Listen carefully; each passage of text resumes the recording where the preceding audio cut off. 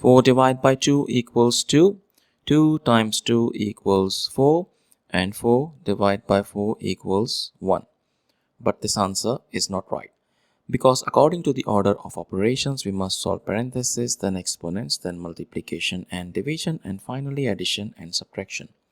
Remember, if in any expression you have both multiplication and division present, you must work from left to right, and same applies to addition and subtraction.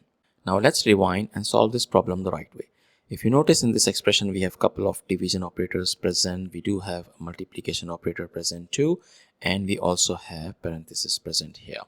According to the rules, parentheses have highest priority over anything else, so we need to solve what we have inside parentheses. 4 divided by 2, that gives us 2.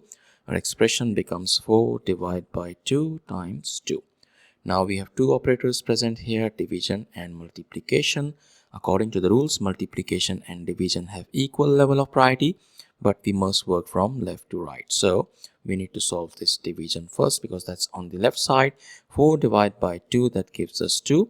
And finally 2 times 2, that equals 4, which is the final and correct answer to this problem. Thank you for watching. Please like the video, comment your answers, and subscribe to our channel.